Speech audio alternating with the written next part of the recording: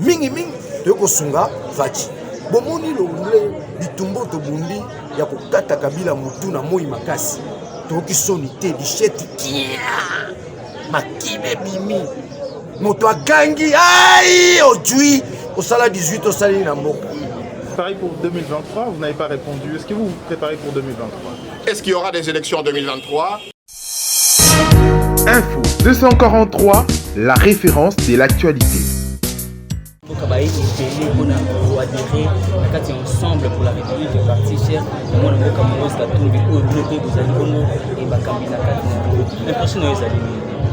impression ngezali na moni bonzambe na liso moni ngai na latife pamba te likambo nyonso bokosala soki bonzambe eza na kati te esimbaka ngai na moni bonzambe na moni monene nzambe mbula ebeti na se ya mbula lolenge coordonnateur Francis Kalombo tikoloba batu baye les gens sont motivés à telle enseigne que na moni avenir ya parti mokolo alelo eza ndenge balobaka na lokoto ya français c'est une journée grandiloquente. C'est aussi une journée mystique. Moto ye moko ayi alobi nga nalingi nakota na lisanga ye nalingi bongo nakoma camarade ya Moïse Katumbi Tchapo nalingi bongo nakoma camarade ya Francis Kalombo nakoma camarade ya Daniel Isafu nasangana na lisanga ye na moni eliki ezali lisanga ye lobi ekosungaka biso na mboka ata na likambo moko sengeli bobeta sete na likambo wana parti na biso axe prioritaire nango mingi eza social o likambo ya mboko eza mingi social yango na royebisa na motuna na tondo mingi na kobakisa eloko moko na bwaki mbela na bayango ba Kinshasa na bwaki mbela na Congo mobile parti na bino yango eloko asika eloko ya bwanya itondami na bonzambe pamba te kaka na nzela ba parti politique nde bongo tosungi mboka na biso me bomoni utokala ba parti ya mboka na biso ndenge ezalaka bino mo bolobaka o ba parti musu ezalaka ya mallette mais otoyeli bino c'est les partis du cerveau, c'est les partis de la projection, c'est les partis avec les intentions de diriger autrement demain. C'est une école de la démocratie. Ensemble pour la République. Boya kokota bozala décider. Banengumba Kinshasa, lokasa ya kokota na kati ya parti. Papa na bino Moïse Katumbi alobi Daniel ofele. Kosenga meya te. Ofele. Toko tali sape batu yono lobi école de la démocratie. Toko tali sape lolenge nini bakota na parti. Otia yo fiche makambo nyonso. Mais na kobeta c'était na likambo où nous créons la différence avec d'autres partis. Nous prenons l'âme congolaise. L'âme congolaise, au na riz, quartier, hein? Autrichien. Honorable. Autrichien. Tango, moi, je suis dans la Zoya. Tango Zoya, c'est mon social. La flèche qui monte. Donc, il y a musika. Et si tozo kende. Et si tozo memae, Katumbi Tchapo. Soto ebisi bino boyoka zuwa. Donc, il y a musika. Maintenant qu'on bêta c'était, ils sont ensemble. Tous en kati ya Union Sacrée. Toyo ko tia bongo Fatima Boko. Toyo ko tia bongo mboka eza na kati ya libulu. Toyo ko tiango maboko. Tango toko sala musala parti na biso, toko sala yango te na ndenge ya lolendo, ya koboya bato te. Biso toko sala parti na biso pona Congo. Mais toza bongo na sima ko tia Fati maboko. Bandeko na biso ba parti mususu. Mwana abotami. Boyela ya makanisi mabete otobo mabana mibali totika bana basi te biso toende kosunga mboka mingi toye kosunga fachi bomoni longule bitumbo to bundi ya kokata kabila mutu na moi makasi toki sonité bichette kia makibe bimi moto akangi ai ojui au sala 18 au sala na mboka kasi biso ensemble te toye na likwangola tabako simba ye apakola mafuta ako kimaka bako biso toyebi technique on a na Moïse Katumbi tubandi na ona penalty tango toya bwa kimbela bi Daniel Zwali Kongola bwa kama bele kata lichette bwa kele mabele alongwe musemu kia ye wana ajongi kuna c'est comme si nous nous disions avant ensemble pour la République. Non, en fait, nous avons la mission à implanter parti. Il y a beaucoup de gens qui ont Kinshasa mobimba na Congo mobimba. Les alliés partis oyo ninge balobaka hein yokason. Vous allez préparer 2023 na bino. Toujours préparer 2023. Toujours préparer Congo Kendo Bosso. Un visionnaire ne prépare pas les élections. Un visionnaire prépare l'avenir de son pays. Élection, yo ebi, soye ozala te. Bino komika na tour na biso élection. Oui, bino te. Bon ceux qui te ozala ngana. Ceux qui nzamba ozambili mon biso. Kuna bande on so azokufa na est biso ato préparer l'élection. Non, nous préparons le Congo. Nous préparons à charger idéologie. Nous préparons une autre vision, une autre façon de s'impliquer dans mon Congo. Batu bazokufa na est, awa batu bazobina, awa batu bazomela basamba. Et je pense que demain, nous avons toute une mission de mobiliser l'Ouest à s'impliquer davantage dans mon Est. Tout le monde, quand on est dans l'Est, nous avons moto yoko. Kaka na Congo, nous les Congolais, nous Africains, on doit s'intéresser à ce qui se passe ailleurs. Bande konanga ba Tchadien baza bande konanga, ba Rwandais baza bande konanga, ba Ougandais baza bande konanga, ba Tanzaniens baza bande konanga, ba Kenyans baza bande konanga. Je dois aussi je dois être à l'écoute de ce qui se passe ailleurs. Qu'est-ce qui se passe dans Tchad? Qui peut-être l'apport, n'est-ce pas, des Congolais? Tchadouana, Mobutu Sungara Bango, armée Nabsoumzo Sungara Bango, Tchadouana. Qu'est-ce qui se passe en Libye? Qui peut-être mon apport qu'un jour la Libye soit pacifiée? Voilà les réflexions. Oyo, Sengelito Zanango, pour na bomoko en Afrique, bomoko en Congo. Mais comment la biloko wana, et Sengelito Zana parti, oyo izali penda parti. Parti, dans la même sabino le romoa. Bokena ba parti national bolimbisa sans exception nasina lobango déjà bokena ba parti tuna ba parti wana a nous avons membres combien base de données ça exact pour bisoter bisoto za majorité il faut ba statistiques ça ba statistique voilà base de données donc déjà quelque part on commence aussi à enseigner les autres comment un parti politique peut fonctionner. Nous déjà, même maman, on est ensemble pour la République. Et l'aura ma casse. Vous allez charger l'idéologie la carte ensemble pour la République. Il y a un ensemble. Il y a un charger l'idéologie. L'idéologie nous pas impliquer quatre na bango na komona bango sur la politique na kabiso lelo oyo. Motuno tuniwana. Il y a na ngwesa. Ezaka kate. Motomora maye la loba. Comme on est Socrate. Si l'homme fait le mal, parce qu'il ne connaît pas les biens, les jours il connaîtra les biens, il le fera nécessairement. Nous allons apprendre à ce jeune, à nos membres, à tout là, les biens. C'est ça l'idéologie. Ça vient du latin, idea. Idea. Mais c'est ils seront formés et l'objectif, n'est pas la chaîne, pas la bombe à Moïse tout maman école. Oh, bah, bilingue na biso ba koyeko la démocratie. L'école de la démocratie. École. L'ensemble pour la République, c'est une école. Même bino ba jeunesse c'est beaucoup ya. Ba ko tali sabino nanzela la démocratie. Lo lengeni yoko sala musala. Pambate, on ne peut pas obtenir la démocratie sans la presse. Et quand vous avez une presse à la petite semaine, je pense qu'il est payé malade. D'où on doit relever aussi le niveau de nos journalistes à travers l'idéologie. L'idéologie, c'est l'âme du parti. L'idéologie, c'est le fondement du parti. L'idéologie, c'est le paradigme par excellence d'un parti politique. Tout part, n'est-ce pas, de l'idéologie. Mais Batoua Bazoya, n'a pas d'idéologie. Mais n'a côté la présidente Abso Katumbi, Lolenga Zalaka, Makani Sinaï, Bolingo na Congo, Batou déjà Bangomoko, Balandi idéologie.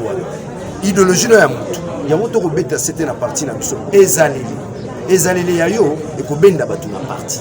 Ce qui est le Zabondoki, il y a beau Zabol, Batou Bakoki ma partie. Batou nous sommes mono. Quand tu viens là, dans leur tête, Moïse Katumbi Tchap, l'homme du troisième pénalty. Moïse Katumbi Tchap, l'exilé politique. Yanko. Tu comprends? Babiloko on a Katumbi Tchap. Mazembe. Eza kanyaka te mutebendi bilenge yo. Oyebete Moïse Katumbi azalaka mutema boko pete. Yo zali awa, na ebise ko zeli monsieur, tambolo za journaliste. Batou bazu kanyaka. Tout ça, nous sommes les anciens journalistes. Nous avons dit que nous avons toute une opinion. Nous avons dit que nous avons parti. Ici, c'est un esprit. C'est l'esprit qui touche l'âme du Congo. bato baza na pasi kadiara libo eza na moto akokabula ya mboka mbombo te parti oyo toye te topesa bato bongo te bato bakokota na nzela kotala moto oyo bato oyo basangani mpona kosala engumba oyo baza lolenge nini baza lolenge nini. Aujourd'hui, après beaucoup de temps, c'est le lancement officiel d'adhésion. Quelle est votre impression après votre descente? D'abord, je dois remercier toutes celles et tous ceux qui ont répondu présents à l'invitation de Moïse Katumbi et à l'invitation du coordonnateur de Ensemble pour la République dans la ville-province de Kinshasa, Francis Kalombo, et de son équipe, John Bongin, Safou et Sona Kamitatou. Donc c'est une grande journée. Commence maintenant une vraie croisade. Ça veut dire qu'à travers tout le pays, le parti de Moïse Katumbi et le drapeau du parti de Moïse Katumbi va flotter. Mais ce n'est pas un parti fantôme. Nous voulons derrière ça des centaines de milliers de Congolaises, de Congolais, jeunes et vieux, que ce soit ceux qui n'ont pas d'emploi, que ce soit ceux qui travaillent, tout le monde sera accueilli les bras ouverts dans Ensemble pour la République. Parce que Moïse Katumbi considère que c'est ensemble qu'on peut changer, transformer la République démocratique du Congo. Ce n'est pas Moïse seul qui va transformer le pays, c'est vous qui allez le transformer. Toutes celles et tous ceux qui croient dans sa vision, qui croient qu'on peut encore changer les choses. Donc c'est une campagne qui commence, et elle commence de très belle manière. Félicitations au coordonnateur, l'honorable Kalombo, félicitations à son équipe. Vous voyez déjà, le premier siège est ici, il y en a d'autres à Massina, dans tous les districts. Il y aura maintenant un drapeau qui va flotter dans chaque quartier. Nous allons sillonner maintenant chaque maison. On ne veut pas recruter les gens simplement par mode. On veut des gens de conviction. Parce que c'est ensemble que nous pouvons transformer les choses. Demain, nous aurons de grands rendez-vous. C'est vous qui allez les gagner. Alors, on commence d'abord par une carte. Je sais que la fiche d'adhésion, elle est très longue. Nous voulons cette année, au minimum, il reste 6 mois, 180 jours. On veut 1 million d'adhérents avec la carte de Ensemble pour la République avant la fin de l'année. Et ça va continuer. Nous ne voulons pas non plus des membres fictifs. Il y a beaucoup de fictifs, mais pas dans Ensemble pour la République. On refuse les fictifs. Nous voulons des membres qui sont identifiés, des mamans qui donnent leur adresse, des papas qui donnent leur numéro de téléphone. Nous allons numériser cela parce que c'est ça l'avenir. On veut que chaque membre soit identifié, soit connu. Même si vous êtes le millionième, le million là, on ira le chercher, on connaît son adresse. Et on veut des membres qui soient actifs, pas qui restent dans la maison, mais qui portent le message. Moïse Katumbi porte un grand espoir, mais derrière, c'est vous qui portez également l'espoir. Toutes celles et tous ceux qui sont venus ce matin et qui vont continuer à venir, à la fois pour prendre leur carte et à la fois pour faire vivre un grand parti. Est-ce que la ligne vient de se lancer pour le combat de 2023? Les élections, c'est important. C'est vrai qu'un parti politique, c'est pour aller vers le pouvoir. Mais il n'y a pas que l'élection présidentielle. Nous voulons également que dans chaque quartier, il y ait des responsables. Nous voulons un véritable apprentissage de la démocratie à la base. L'honorable Francis Kalombo va sillonner tout Kinshasa. Certes, les gens parlent 2023, mais nous sommes aujourd'hui en mai 2021. Chaque jour est une vie. Les hommes politiques, qu'on dit politiciens, qui ne pensent qu'à des élections, non. Nous pensons aux générations qui viennent. La transformation du Congo, ce n'est pas simplement pour avoir un député, un président, un ministre, non. La transformation, elle se fait dans chaque maison. On passe par la transformation des mentalités. Et demain, si les Congolaises et les Congolais choisissent des dirigeants qui ont la carte d'Ensemble pour la République, alors nous aurons gagné un vrai pari. Vous préparez pour 2023? Vous n'avez pas répondu. Est-ce que vous vous préparez pour 2023? Est-ce qu'il y aura des élections en 2023? Oui, il y aura des élections en 2023. Est-ce qu'il y aura des candidats de Ensemble pour la République en 2023? Il y aura certainement des candidats de Ensemble pour la République en 2023. Est-ce que c'est notre objectif aujourd'hui? Non, ce n'est pas notre objectif aujourd'hui. Notre objectif aujourd'hui, c'est d'avoir une très grande formation politique qui porte la voix des sans-voix, qui porte les espoirs et qui porte les revendications de tout le peuple congolais. Merci. Écoutez, Ezana et Bandeli, les gens sont venus ici pas parce que Francis Kalombo les a invités, parce qu'ils ont ensemble, ils ont parti à Moïse Katumbi, qui représente l'espoir, il y a un Congolais et Belé. Donc voilà pourquoi nous d'abord merci, malgré Mboula Binomo Bomoni Bazoya et Belé. Ici, honorable Olivier Alobia, objectif Ali, d'ici fin de l'année, doit atteindre 1 million, il y a d'adhérents. Mais je crois que il s'est trompé, je crois que d'ici 1 mois, quand on a vu une province, il y a Kinshasa et Ngumoko, tu vas atteindre le 1 million en an. Parce que tu vas aller en Ngumo, il y a les lots, ils ont bandeli. Mais ici, lobby après lobby, ils ont un bandit. Donc, ils bandit bien, ils bandit bien la bénédiction.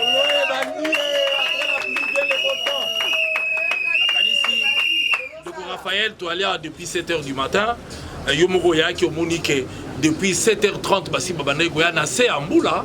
Donc c'est-à-dire que ce que moni batu bandimi goana c'est amboula ko kamanga mingi bazaro banga na bité biso mesani na mboule za bénédiction. Chaque fois mkola liboso to yaka na Kinshasa le 20 mai.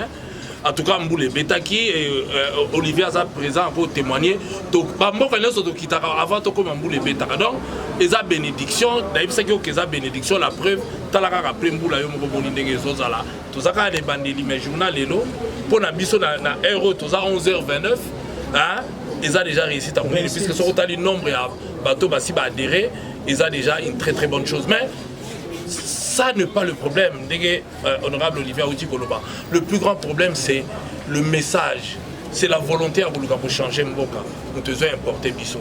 Tout ça en sorte que Congo a lobby et à la diriger autrement. Tout mon espoir est aussi cité.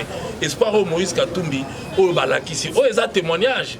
Population à Kinshasa la kisi ke balingi bazo zela mingi na simanaye. Alors c'est à nous de travailler pour de se voir. C'est à eux aussi ba adhérer, ba travailler na ba balabala na bango na bandaku na bango pour ba afficher comportement moko ou ekotinda ke lobby population ça la biso confiance. Merci. Le coordonnateur Nenge Corda Lobby, nous avons lancé aujourd'hui les adhésions, mais nous allons aller vers la proximité. Ça va continuer ou est-ce qu'il va aller? Non, c'est un processus qui est lancé aujourd'hui, mais qui va continuer. Honorable Daniel Safouna, donc Baza déjà éparpillé, Baza pe na ba site mususu oyo, Bazo landa, pour ça le même musala autozo sala. Donc la minute oyo, ville province à Kinshasa ils ont quadrillé. Ils ont quadrillé à Bomonio ils ont échantillon, ils ont pas toute la journée. Na kansi, na fin la journée, tu peux sabino bilan, combien tu vis à adhérents? Jusque-là, tu as déjà presque 12 heures. Combien d'adhérents déjà? 11h39. Bon, nous avons compté. Mais nous avons un nombre de ceux qui ont bengi Changu, qui ont bengi Moamba, qui ont bengi Lukunga, qui ont ça la bino point. Na mi-journée, le rôle de Bandaki, mais malgré Mboula Babanda déjà voyant. D'ici là, tu peux ça bino point. Tout le monde congolais partout au Landa Biso. Est-ce que les gens viennent adhérer à l'idéologie de Boya le chocho neto ebika bakino ne baloba yo moko moni ke ezali kamba kabola mbongo ate po ba opesa te moni ba ona sambula ba ye ba kei ba tu fo ba longola esprit wana ya mbongo. Et d'ailleurs ndenge na ibisaki bino ba o ba ye lelo ezalaki donc président Moïse a pesaki bango ba carte o tout ba adhérer lelo ba carte eza ya ofele mais à partir ya lobby o nyoso ba boya ba ko futa même ya lobaki ndenge wana mais lelo kaka na ba o ba ye mingi ba boyi même ofele wana babite bango ba ko somba baza wana yo moko zoyoka mingi ba boyi ba gratuité au tolobeli bango babite bango ba lingi gratuité à la ofele te ba ko futa. Alors tu si bango coup de chapeau donc a mutayeli po na mbongo te même manifestation moni ba tanto de ba louer ozala ki yo moko po yo zo landa biso depuis le début on a dit que bato ba cotiser ba mbongo ba ina ba kiti ba ina biloko belebele a esprit ya mbongo ezate eza bato bazo kanisa mais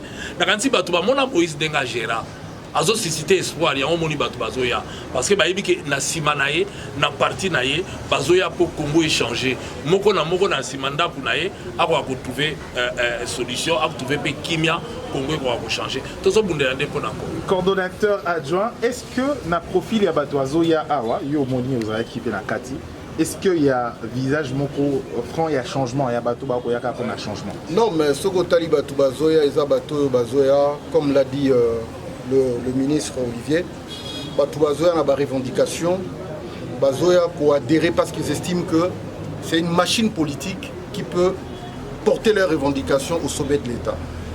Batou Bazoya a rapport à plaisir ou bien des passages, Moutatele Miakiti, Moutazoya parce que Azotala, c'est qu'a été la gestion de Moïse Katumbi dans le Katanga, c'est qu'il incarne comme aspiration pour un peuple congolais, et ne vous en faites pas. Binomoro Bozomona, comment le travail est lancé aujourd'hui, c'est le premier jour. Donnez-nous un petit temps, une semaine, vous reviendrez, les coordonnateurs à lobby, on va faire le bilan de ce que sera la moisson jusque-là, ne vous en faites pas, nous sommes dans le bon. Merci. Merci beaucoup.